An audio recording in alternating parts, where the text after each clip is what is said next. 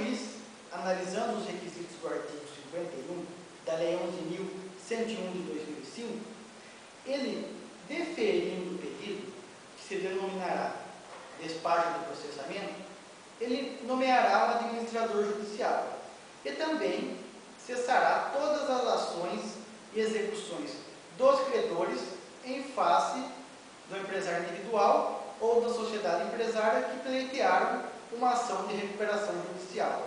Por quê? Porque todos os créditos deverão ser solucionados e resolvidos por intermédio da recuperação judicial. E atentem-se para este prazo.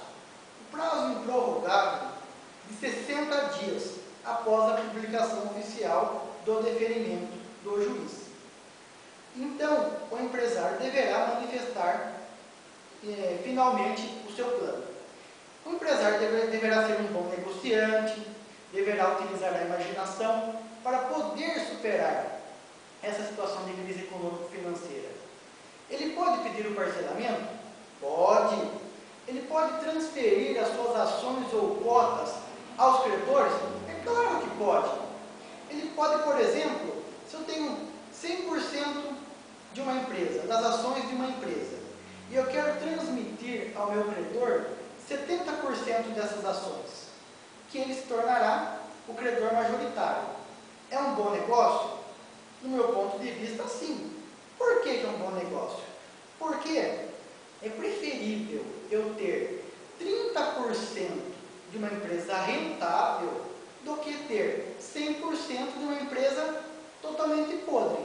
Porque este credor majoritário, que se tornará o meu sócio, indubitavelmente terá capital e dinheiro. É tudo que nós precisamos, não é mesmo? E ele investirá na empresa.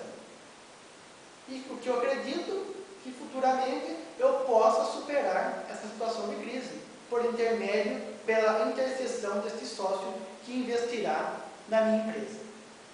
Mas, Tereza, os credores, eles podem se opor diante do meu plano na recuperação judicial? Sim.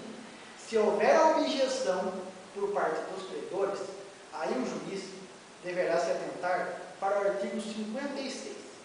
Ele deverá convocar a Assembleia Geral de Credores, que é o órgão colegiado e deliberativo responsável pelas decisões benéficas dos credores em relação à empresa ou à sociedade empresária ou empresário individual que pleitearam a recuperação judicial.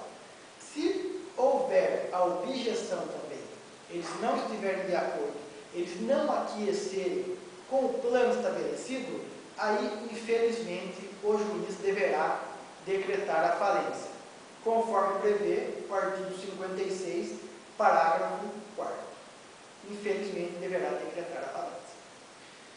Mas, e se, por exemplo, os credores concordarem, estiverem de acordo, aquecerem com o plano estabelecido?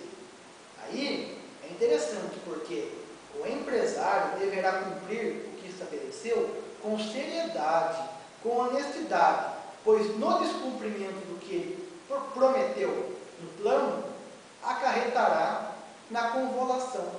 O que é a convolução? A convolução está prevista no artigo 73, inciso 4. O que é convolução? É a transformação da recuperação judicial em decretação da falência. Aí, infelizmente, você estará insolvente, você estará falido. Muito obrigado pela atenciosidade, agradeço por todos que visualizaram esse vídeo e ressalto que o mestre nem sempre é este que ensina, mas também os que aprendem de repente, pois se vocês aprenderam o que eu explanei por intermédio deste vídeo, não existe mais diferença entre nós. Somos todos iguais, vocês também têm o mesmo conhecimento que eu obtive através de muito estudo. Grande abraço, até a próxima.